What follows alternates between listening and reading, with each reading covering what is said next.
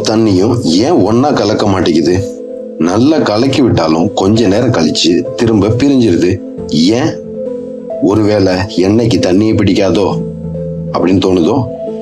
இதுல இருக்கிற உண்மை என்ன, இதுக்கு பின்னாடி இருக்கிற சயின்ஸ் என்னன்னு பார்க்கலாமே. வாங்க வீடியோக்குள்ள போலாம். நான் உங்க மின்சார மனிதன். எண்ணெய் லைட்டா இருக்கு, அதனாலதான் இது மேல மிதக்குதுன்னு சொன்னா அதுல பாதி தான் உண்மை. ஆனா அதுக்கு மேல ஒரு ரொம்ப முக்கியமான காரணம் இருக்கு. இப்போ ஒரு முக்கியமான சயின்ஸ் வார்த்தையை உங்களுக்கு சொல்ல போறேன், பயப்படாதீங்க. போலார் அண்ட் நான் போலார். இத பத்தி சிம்பிளா சொல்றேன். தண்ணீர்ல இருக்கிற மாலிகுல்ஸ்க்கு பாசிட்டிவ் மற்றும் நெகட்டிவ் சைடு இருக்கு. அதனால தண்ணிக்கு தண்ணியவே ரொம்ப பிடிக்கும், ஒன்னோட ஒண்ணு ஒட்டிக்கும். ஆனா எண்ணெய்க்கு இருக்கிற மாலிகுல்ஸ் பாசிட்டிவ் சைடும் இல்ல, நெகட்டிவ் சைடும் இல்ல. அதனால இது தண்ணியோட சேரவே முடியாது. இதுக்கு சயின்ஸ்ல ஒரு கோல்டன் ரூல்ஸ் இருக்கு.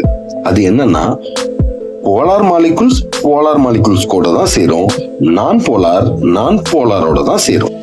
தண்ணியில போலார் மாலிகுல்ஸ் இருக்கு, அது இன்னொரு தண்ணியோட தான் சேரும். எண்ணெயில நான் போலார் மாலிகுல்ஸ் இருக்கு, அது இன்னொரு எண்ணெயோட தான் சேரும். சிம்பிளா சொன்னா இனத்தோட தான் சேரும்னு சொல்லுவாங்கல்ல, அது வெறும் பழமொழி இல்ல, அதுக்கு பின்னாடி இப்படி ஒரு மிகப்பெரிய சயின்ஸ் இருக்குதுன்னு புரிஞ்சுக்கோங்க. அடுத்து எண்ணெய் ஏன் தண்ணியில மிதக்குதுன்னு பார்ப்போம். இங்கதான் டென்சிட்டின்னு ஒண்ணு காரணமா இருக்கு. தண்ணியோட டென்சிட்டி அதிகம், எண்ணெயோட டென்சிட்டி குறைவு. அதனாலதான் எண்ணெய் மேல மிதக்குது. இப்ப புரியுதா? சாம்பாரும் கறி குழம்பும் வச்சா எண்ணெய் மட்டும் ஏன் தனியா மேல வந்து நிக்குதுன்னு. இன்னொரு விஷயம் சொல்றேன். அதனாலதான் எண்ணெய் பசை இருக்கிற பிளேட்டை நம்ம தண்ணியில கழுவினா எண்ணெய் போறதே இல்லை. அதுக்கு நம்ம என்ன செய்யறோம்னா, அதை போக வைக்க சோப்புன்னு ஒண்ணு பயன்படுத்துறோம். அது அப்படி சோப் போட்டா மட்டும் எண்ணெய் போயிருது? அதுக்கு பின்னாடி அப்படி என்னதான் சயின்ஸ் இருக்குன்னு தானே கேக்குறீங்க. அதுக்கு தான் நம்ம கிச்சன் சயின்ஸோட 3வது வீடியோ தயாராயிட்டு இருக்குது. மறக்காம சப்ஸ்கிரைப் பண்ணி வச்சுக்கோங்க.